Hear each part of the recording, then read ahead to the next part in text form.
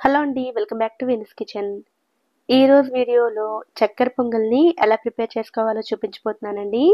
కొన్ని దేవాలయాల్లో చక్కెర పొంగలిలో స్పెషల్‌గా వేసే సీక్రెట్ ఇంగ్రీడియెంట్స్‌ని కూడా చూపించబోతున్నాను. వీడియోను చివరి వరకు చూసి ఈ పద్ధతిలో మీరు కూడా ఒకసారి తప్పకుండా ట్రై చేయండి. ముందుగా ఈ చక్కెర పొంగల్ని ప్రిపేర్ చేయడం కోసం స్టవ్ మీద ఒక గిన్నెను పెట్టుకుని అందులో 3 స్పూన్ల ఆవు నెయ్యిని వేసుకోవాలి. మీరు దేవుడికి నైవేద్యంగా ప్రిపేర్ చేయాలనుకుంటే ఆవు నెయ్యినే ఉపయోగించండి. నెయ్యి వేడైన తర్వాత ఇందులోకి 1 గ్లాస్ వరకు బియ్యాన్ని వేసుకోవాలి. ఈ బియ్యాన్ని సన్నని మంట మీద నిదానంగా ఫ్రై చేసుకోవాలి. నేనిక్కడ స్టోర్ రైస్‌ని ఉపయోగిస్తున్నానండి. రెగ్యులర్‌గా ఉపయోగించుకునే రైస్‌తో కూడా చేసుకోవచ్చు.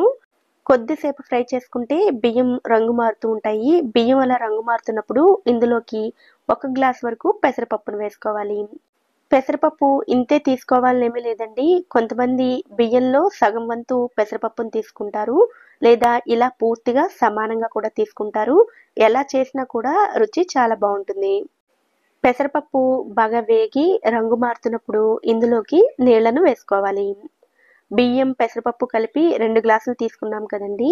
ఇక్కడ మీరు 4-8 వరకు కూడా నీళ్లను వేసుకోవచ్చు. చక్కెర పొంగలి పలుకులుగా ఉంటే కొంతమంది ఇష్టపడతారు. మరికొంతమంది మెత్తగా ఉంటే ఇష్టపడతారు. దానిని బట్టి మీరు నీళ్లను వేసుకోవచ్చు. ఇప్పుడు మధ్య మధ్యలో కలుపుతూ ఈ పెసరపప్పు, బియ్యం కూడా సాఫ్ట్‌గా అయ్యేంత వరకు ఉడికించుకోవాలి. కొద్దిసేపు ఉడికించుకుంటే ఇలా ఒక 50% ఉడుకుతుందండి. ఇది పూర్తిగా ఉడికేలోపు పొంగల్‌లో వేసుకోవడానికి ఒక పొడిని రెడీ చేసుకుందాము. అందుకోసం ఒక బౌల్‌ని తీసుకొని అందులోకి 7-8 వరకు యాలకులను వేసుకోవాలి. అలాగే 1 జాపత్రిని కూడా వేసుకోండి. మన మసాలా దినుసుల్లో ఉంటుంది కదండీ!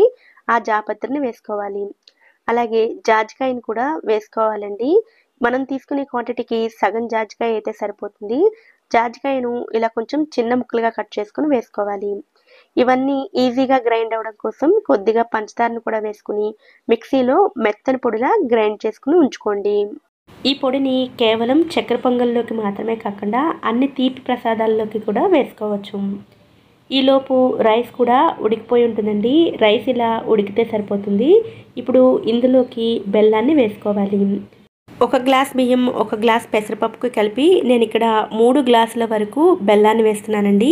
1 గ్లాస్‌కి 1.5 గ్లాస్ చొప్పున వేస్తున్నాను. ఈ కొలతతో తీసుకుంటే స్వీట్ కరెక్ట్‌గా సరిపోతుంది. స్వీట్ ఎక్కువగా కావాలనుకుంటేనే మరికొద్దిగా వేసుకోండి. ఇప్పుడు ఈ బెల్లం అంతటిని కూడా బాగా కలుపుకోండి. ఇక్కడి నుంచి కూడా కంటిన్యూస్‌గా దగ్గర పడేంత వరకు కలుపుతూ ఉండాలి. లేదంటే అడుగు పట్టేస్తూ ఉంటుంది.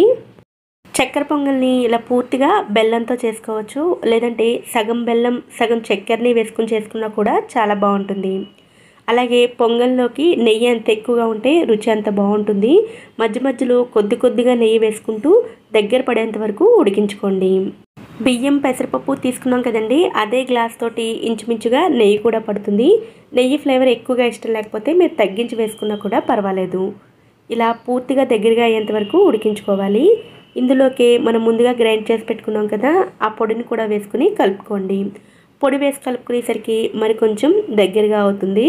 బియ్యం, పెసరపప్పు వేయించుకున్న తర్వాత మీరు ఇదే ప్రాసెస్‌ని కుక్కర్‌లో కూడా చేసుకోవచ్చు. కుక్కర్‌లో చేస్తున్నట్లయితే 1కి 2 గ్లాసులు చొప్పున వాటర్‌ని వేసుకుంటే సరిపోతుంది. చక్కెర పొంగలి చల్లారే కొద్దీ కూడా దగ్గరగా అవుతుంది. కనుక ఇలా కొద్దిగా పల్చగా ఉండగానే స్టవ్ ఆఫ్ చేసుకోండి. ఇప్పుడు ఇదే స్టవ్ మీద మరొక ప్యాన్‌ని పెట్టుకుని నెయ్యిని వేసుకోవాలి.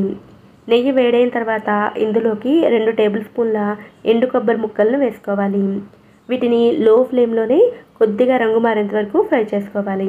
ఇవి కొద్దిగా రంగు మారిన తర్వాత ఇందులోకి 2 టేబుల్ స్పూన్ల జీడిపప్పు పలుకులను వేసుకోవాలి.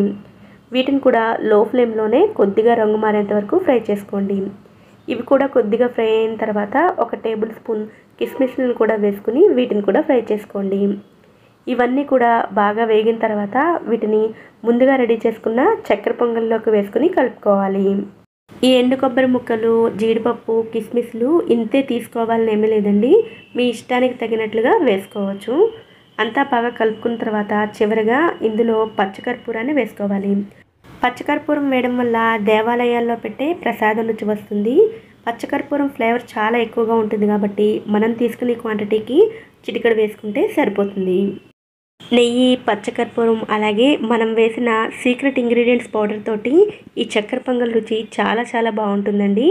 ఈసారి చక్కెర పొంగల్ చేయాలనుకున్నప్పుడు ఈ పద్ధతిలో మీరు కూడా ఒకసారి తప్పకుండా ట్రై చేయండి.